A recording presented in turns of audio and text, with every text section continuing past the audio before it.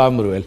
இப்போ அதாவது அண்ணன் நத்தம் சொன்னதை வந்து சரியா இவங்க ஒரு துணை பொதுச் செயலாளர் சொல்றாரு, அதை நம்ம ஏத்துக்கணும். ஓகே, உங்களுக்கு எல்லாருக்கும் நினைவு இருக்கும்னு நினைக்கிறேன். திமுகவினுடைய பொதுக்குழு நடக்கிற செயற்குழு நடக்கிற போது இனிமேட்டு வாரிசுகளுக்கெல்லாம் இங்கே வந்து அடுத்த சீட்டு கிடையாது அப்படின்னு சொல்லி பேசுறாங்க. அப்போ திமுகவில் யார் என்ன சொன்னாலும் எதிர்த்து குரல் கொடுத்து உண்மையை நிலைநாட்டும் என்று துடித்த மறைந்த அண்ணன் வீரபாண்டி ஆறுமுகம், அண்ணா இந்த சட்டம் வந்து எல்லாருக்கும் பொதுவா இல்லை உங்களுக்கு எங்களுக்கு மட்டுமா அப்படின்னு கேட்டார்.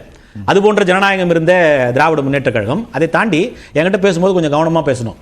அதாவது சாட்சி இல்லை ஆட்சி இல்லைன்னாரு. இதை கொஞ்சம் ஜூம் பண்ணுமா, இதை ஜூம் பண்ணுதே, அது வீடியோவா போட்டோ? சரி, அதாவது நான் என்ன சொல்றேன்னா, நான் கலந்து கொண்ட கூட்டங்களில் கொஞ்சம் கொஞ்சமா வராங்க அப்படின்னு சொல்லி அண்ணன் தங்கமணி கலந்து கொண்ட கூட்டம் நான் சொல்லல.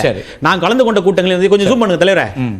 இதுல பாத்தீங்கன்னா முழுவதுமாக ஆய்வு கூட்டம் முழுவதுமாக பேசுறேன். நீங்க ஒரு சாட்சி காமிச்சீங்க, அவரு பதட்டப்படக்கூடாது. பதட்டத்தினுடைய வெளிப்பாடு தான் இன்னைக்கு பத்திரிகையாளர் சந்திப்புல முதலமைச்சர் ஸ்டாலின் பேசினது. ராமதாஸுக்கு வேற வேலை இல்லைன்னு சொல்லிட்டு எவ்வளவு பெரிய தலைவர் ஒரு கவுண்டர் பண்ணாருன்னு சொல்றாரு. ரவீந்திரன் என்ன சொல்றாருன்னா, இன்னைக்கு வேற ஒரு செய்தி திட்டமிட்டு வந்தது, அதை கவுண்டர் பண்றதுக்காக ரொம்ப ஹாஷா போயிருக்காரு சார். அதாவது எடப்பாடியார் தலைவரை தான் கைது செஞ்சு ஜெயில்ல வச்சு கோட்டைக்கு அவங்க மனைவியை வர வச்சு ரசிச்சு ஜெயில்ல வச்சது அதிமுகவும் அம்மையார் ஜெயலலிதாவும் பத்திரிகையாளர் சந்திப்பில் கேட்கும்போது அண்ணன் எடப்பாடியார் கேட்கிற கேள்விகள் எல்லாம் பதில் சொல்லணும்.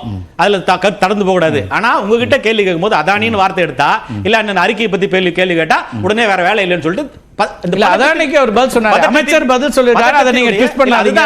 அதாவது எப்படின்னா, இங்க யாருமே இப்ப நீங்க உங்க அப்ப குதிரைக்குள்ள கதை அதானியை பத்தி நோட்டீஸ் கொடுத்திருக்காங்கன்னு சொல்லி சொல்லுவோம். இது அது மத்திய அரசாங்கத்துடைய பிரச்சனை. இந்த டான்ஜெட்கோ அதில் வந்திருக்கிறது ஒண்ணு, என்ன டான்ஜெட்கோ அதுக்கு சம்பந்தம் இல்லை, எதுவும் நாங்க வாங்கலன்னு சொல்லி உங்களை பத்தி யாருமே கேட்கவே இல்லையே.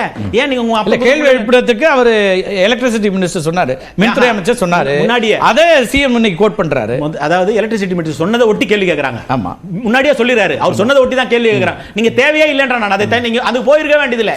ஏன் உங்களுக்கு அந்த பதட்டம்? அந்த பதட்டத்தினுடைய வெளிப்பாடு தான் இதான். அதனால வந்து காட்டினது இப்ப நீங்க பாத்துறீங்க முழுவதுமாக குர்கான் இந்த பெண் வர ஆரம்பிச்சிருக்காங்க. உங்களுக்கு நம்பிக்கை வந்திருக்கு. நம்ம புகாரிட்ட நெரிசல். அதனால வந்து இது வந்து ஒரு பதட்டத்தினுடைய உச்சத்தில் இருக்கிறதுனால அடிப்படையில் தான் எங்க கிட்ட இருக்குதுன்னு சொல்ல வேண்டிய சூழ்நிலைக்கு அவங்க தள்ளப்பட்டிருக்காங்க. பதட்டம் யாருக்குன்னு 15 மாதத்துல நம்ம எல்லாரையும் பார்க்கிறோம். எல்லாருமே மக்கள் முன்னாடி பதட்டப்பட தான் வேணும். சரி, புகாரி நிறைவேற்று. கொள்கைனா என்னன்னு தெளிவாவே சொன்னேன்.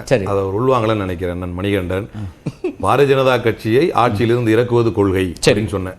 எல்லா கட்சிக்கும் தனித்தனியா கொள்கை இருக்குது. சரி, அன்னை சோனியா காந்தி அவர்களும் தலைவர் ராகுல் காந்தி அவர்களும் பிரியங்கா காந்தி அவர்களுமே மன்னித்து விட்டார்கள். அவங்க நேர்ல சிறையிலேயே பார்த்து அவங்களை மன்னிச்சிட்டாங்க. அதை கட்டி அணைச்சதை வந்து ஒரு கொள்கைக்கு முரண் அப்படின்னு பேசுவது எந்த அடிப்படையில் ஏத்துக்குதுன்னு எனக்கு தெரியல. Last but not least DMK அழிய வேண்டும் என்று ஒவ்வொரு அதிமுக காரனும் நினைப்பான் அப்படின்னு சொன்னாரு. அது அண்ணன் பாபு முருகவேல் என்ன சொன்னா கரெக்டா இருக்கும். அது அதிமுக நிலைப்பாடா இல்ல RSS நிலைப்பாடா? அவர் யாருடைய வாய்ஸ் நோட்டா இதை மவுத் பீஸா பேசுறாருன்னு எனக்கு தெரியல. ஏனென்றால்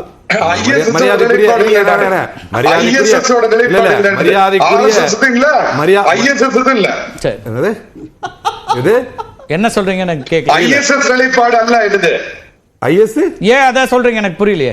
புரியலையா? அலிபுகாரி ஐஎஸ்எஸ் அதோட நிலைப்பாடு இல்ல. ஐஎஸ்எஸ் நீங்க இருந்த பழைய அமைப்பா? ஐஎஸ்எஸ்னா நான் இருக்க மாட்டேங்க. நான் இந்த நாட்டுல எதுக்காக அதை சொல்றீங்க?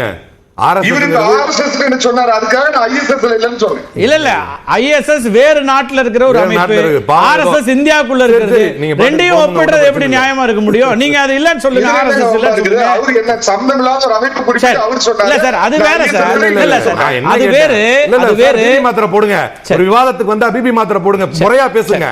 ஐஎஸ்எஸ் ஒரு தீவிரவாத அமைப்பு சார். ஒரு வகையில சந்தோஷம்.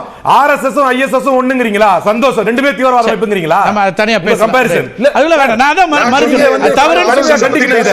ஒரு இஸ்லாமியர் பேசுறாருங்கிற ஒரே இப்படி வன்மத்தை கக்குவது வன்மையாக கண்டிக்கத்தக்கது. மிஸ்டர் சுப்பிரமணியன், நான் சொல்லிட்டேன்.